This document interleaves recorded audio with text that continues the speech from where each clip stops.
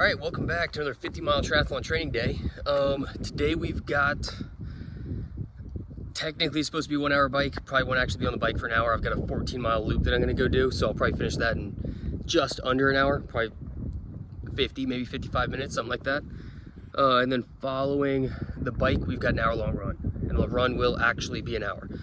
The bike is technically supposed to be 5-minute zone 1, 50-minute zone 2, 5-minute zone 1, so a very light, easy bike. The run is supposed to be a 15-minute zone 2, a 15-minute zone 1, followed by 4 intervals of 2.5-minute zone 4, 5-minute zone 1, finish off with another 15-minute zone 1. These workouts are not supposed to be bricked together. These workouts were on separate days of the week. I missed a week on the bike, or I missed a day on the bike, so I decided to just break it up today. I want to start doing this every single week, get at least one break in where I bike and then run immediately afterwards, because that's where I struggle the most during the races. I say the 2 I've done, it's always the run that gets me. So this time around, I want to be fully prepared for the run, fully prepared for this transition, and I want to do it 100 times before this race. So that being said, I probably won't fully stick to the zones that it has me doing, especially for the run. I think this run is just kind of going to be out for half an hour, back for half an hour. I'm not sure I'm going to really try and stick to the zones. We'll see how I'm feeling. I'll probably do maybe a 10-minute zone 1 just to kind of warm up off the bike, get my legs into kind of running mode. And then maybe I'll mess around with some intervals. I doubt it though. I think I'm just going to go get an hour running. Like I said, practice that transition from going to the bike to the run. Just get that transition down, get my legs used to doing that, used to running for, it'll be more than an hour in the race, but get my legs used to running after a good long bike. So the bike today, like I said, it's just 14 miles. It's nothing crazy. Won't even take me an hour. So we're adjusting the plan a little bit today, but that's totally fine. I think I'm not too worried about it, especially when I'm breaking them together.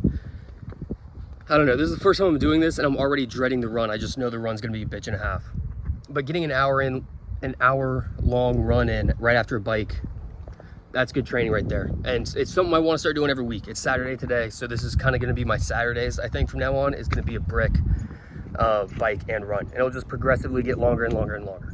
I've got 2 swims in this week. I've already got 1 run in and 1 bike in, so this brick right here will finish up my cardio for the week. It'll give me 2 workouts and everything, 2 swims, 2 runs, 2 bikes. And I will be sure, I think I'll miss a gym workout. I think I'll miss a lift. So, but that's okay, because like I said, when I first started taking the videos again, the priority here is gonna be the triathlon training.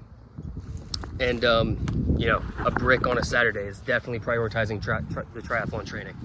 All right, with all that being said, let's go ahead and get it done. I'll take a video halfway through the bike and then the transition. So we'll see you guys halfway through the bike. It's a beautiful day outside, 65 degrees, fucking perfect, sunny, everything you could want, everything you could wish for a brick day. So I'm just gonna try to enjoy the bike. It's just an hour-long Sunday ride is all we're doing, but it's Saturday, but you know what I mean. All right, let's go get it done. We'll see you guys here in half an hour. All right, I hope you can hear me. I know it's windy outside, but so far so good. We're actually a little over 30 minutes into the bike, a little over halfway. So feeling good right now. Like I said, beautiful day, perfect day for a bike. I almost just hit a squirrel. That thing was trying to get hit. He ran right in front of me. Holy hell.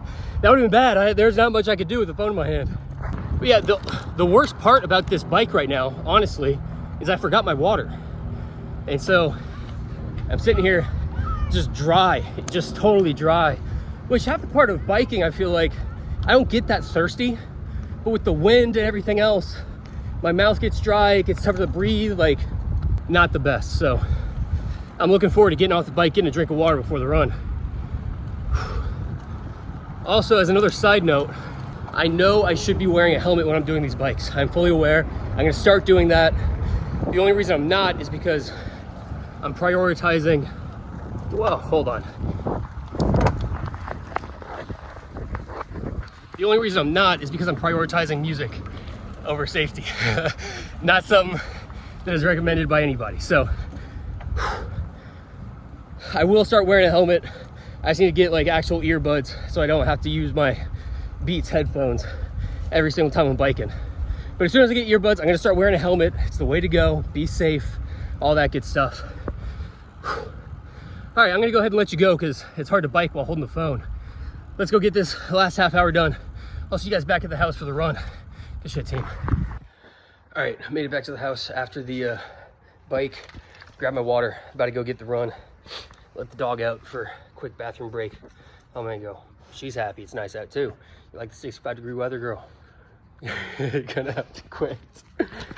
Yeah, there you go. All right, let's go get this run done. Get it over with. I've also decided that I am going to do the intervals that is on there. So it's gonna start out with the 15-minute zone 1.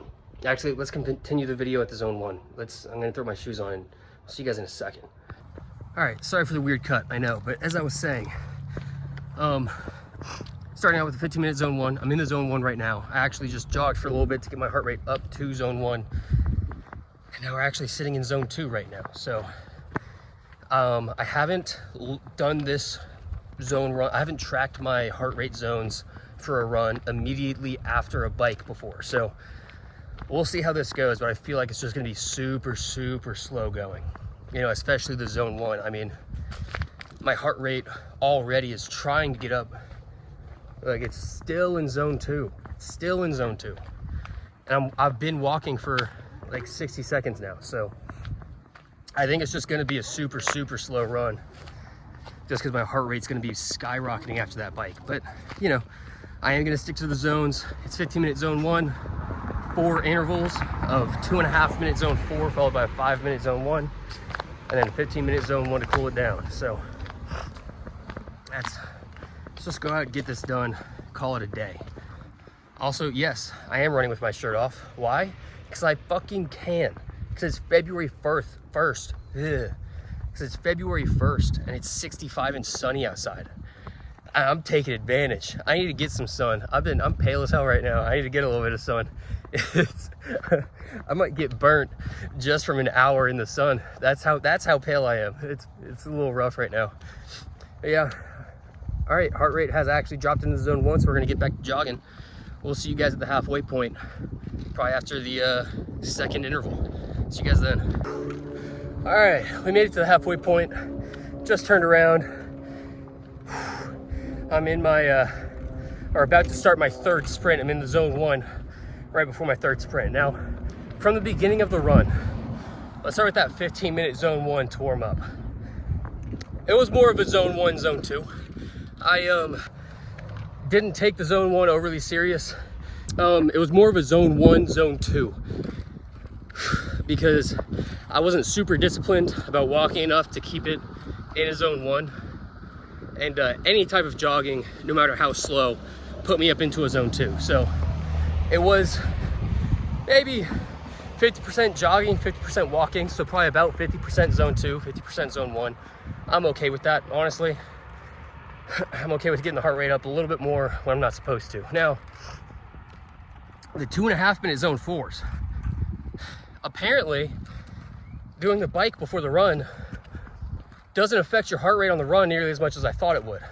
That's with a 13 or 14 mile bike, people, okay? It's gonna be different when it's a 50-mile bike. So take this with a grain of salt. It was a 14-mile bike. All right, this is not end all be all, but the 14-mile bike did not affect my heart rate nearly as much as I thought it would. And so the zone 4 is still a sub 7-minute mile, which I'm happy that I'm able to hold that for 2.5 minutes after that bike. So nothing but positive vibes right now. I just dropped back down into zone 1 and my next run is coming up here in less than 3 minutes. So we'll go ahead and end the video here. We'll see you guys at the end when we're all finished up. Let's go finish up this run and have a good rest of the day. All right, that's gonna have to work right there. Sorry, I'm kind of half in the sun, half out, but there's really no other way to set up my camera right now. We have finished the hour-long run, which actually turned into a 55-minute run, and I'm not sure how that happened, but it is what it is. I'm not too pressed about it. Maybe if I scoot over. There we go. Let me rearrange you here. Oh, yes, I think that's better. Yeah, it turned into a 55-minute run somehow. I'm not sure how that happened. Overall, I ran like 12-minute miles, man. It was slow, but that's also I mean, that's that setup, you know, that setup is 50 minutes of zone 1 compared to 10 minutes of zone 4, which it turned into 45 minutes of zone 1 to 10 minutes of zone 4 just because it was actually only a 55-minute run. So I must have been faster on the way back by quite a bit. I'm not 100% sure. I'll have to go look at the numbers. But yeah, I mean, just the way that run is set up, it's designed to just be slow. So I finished with a just over 12-minute mile average. That's fine. You know, I'm not mad about that. I'm very, very happy with the way I felt, actually. I was so worried I was going to start cramping, because that's what happened every like actual race I've done. I just cramped so badly on the run. And last time I started training again, whenever I first started doing the bricks and doing the runs right after the bikes, I would just cramp like crazy. And it took me a long time to get over it, of doing it every single week to where it wasn't happening every week. And so I really thought that might be the case today, but it wasn't. So that was awesome. I'm more than happy with this run today, with this entire workout, with this brick. It's nice being able to go out, be in zone 4, be in sub 7-minute miles for 2.5 minutes, what I consider to be an extended period of time.